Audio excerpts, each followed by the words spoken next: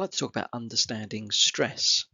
The first thing to note is there is the Yerkes-Dodson law in respect to stress, which essentially says that some stress is a good thing. Too little stress and we're laid back, we're inactive, we're inert, we're kind of not motivated at all.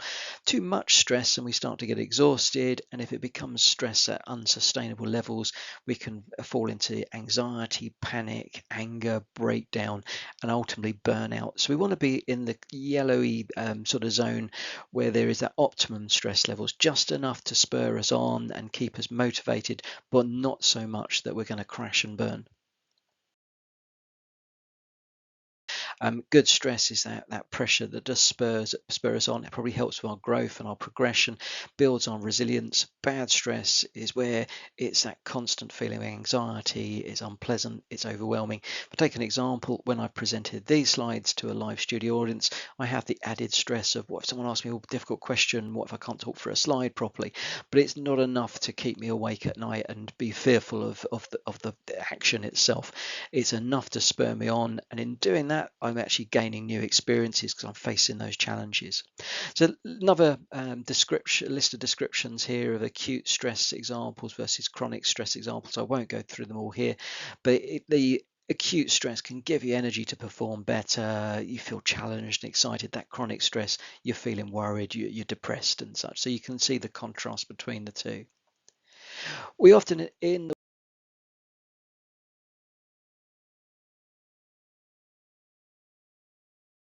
workplace, we often talk about well-being, and we talk about wellness initiatives we have, such as meditation apps, well-being workshops, and so on and so forth.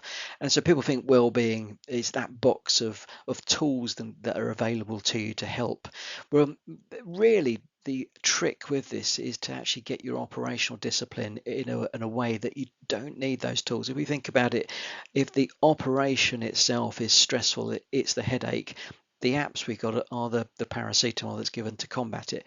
What we want to do is avoid the need for the paracetamol to start with. So operational discipline of clear priorities, role clarity, good decisions, effective communication, sustainable pace, and so on and so forth.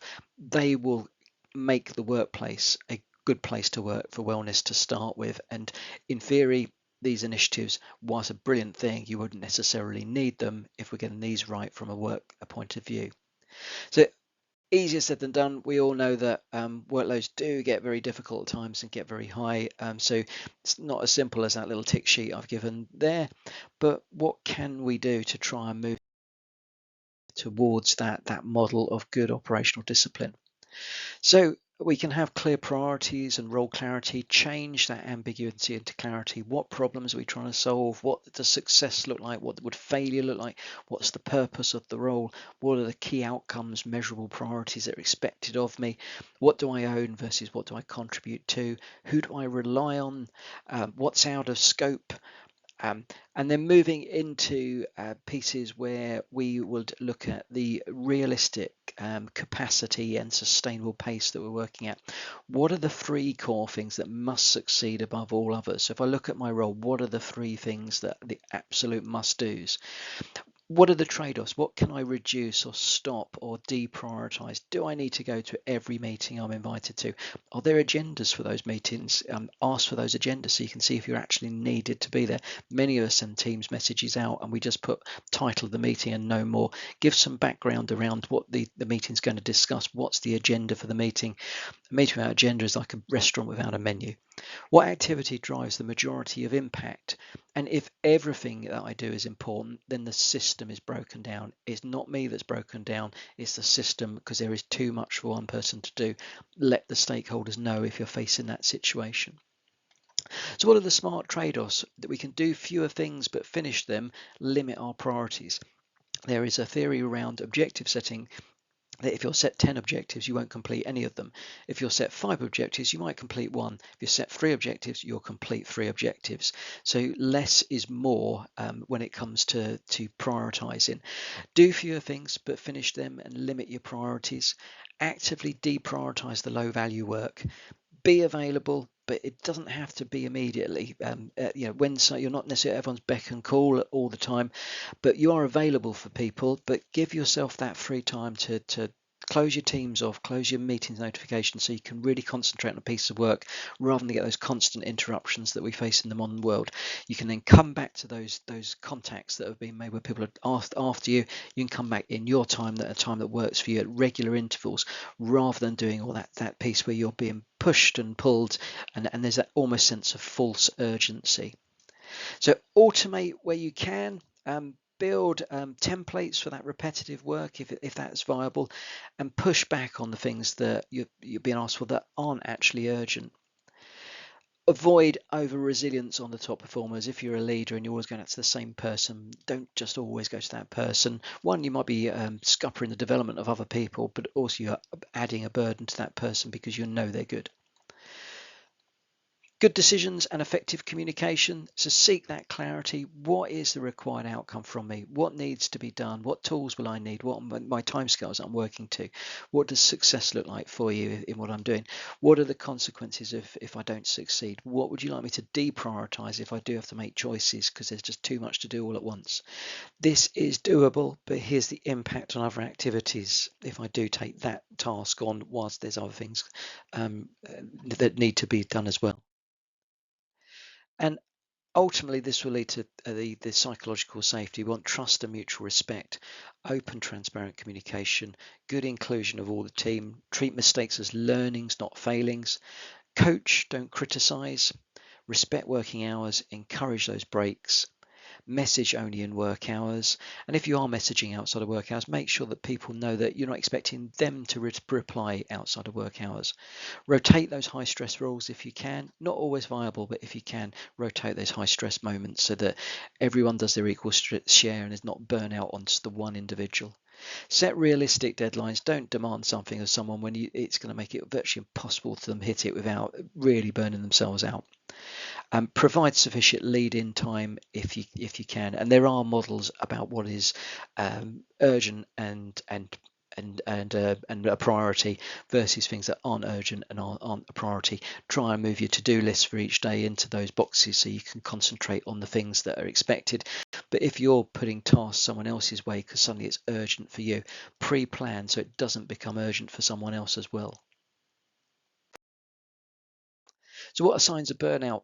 There are the health factors. If you're seeing in others or in yourself, fatigue, difficulty sleeping, high blood pressure, starting to feel down, those or getting headaches frequently, could be signs of burnout.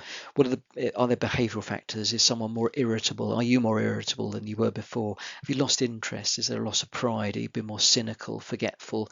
So that lack of concentration. Are you isolating yourself and not getting involved like you once did before? And what are the organisational factors saying? Is there a dip in performance? Are there increased mistakes? Is the person silent when they always used to speak up? Are they strolling in later and seem a little bit more tardy? Could all be signs of burnout where a person's essentially got to the point where I'm so fatigued, I'm giving up.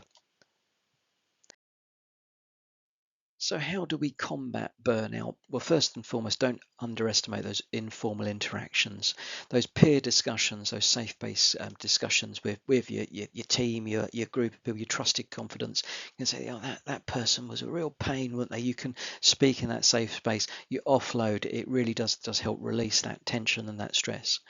Work practice. Respect working hours, encourage breaks. How many of us work through breaks, work through lunch hours, but do encourage breaks. Easier said than done. I appreciate in the real world it's not always as simple as that.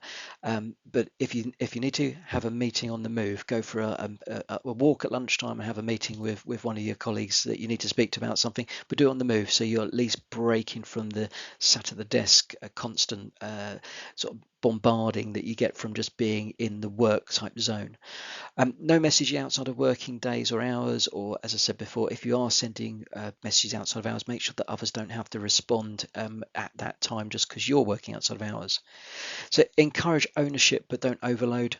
Rotate high stress roles, set realistic deadlines. If you're in a managerial position, all three of those items are really going to help stop the team becoming burnt out and getting too much. Look at support networks, have mentors in place. You can have as many mentors as you want, different mentors for different pieces of work. Have workplace buddies. Doesn't have to be formal mentoring schemes and processes. You can arrange these informally as well. And with well-being, mention go for walking and talking type meetings, but do exercise, do take time out in the sunshine. Don't underestimate the need to get that vitamin D. A good acronym is the SHED. Get good levels of sleep, exercise regularly, hydrate throughout the day, have a good diet. All these things help to your overall well-being.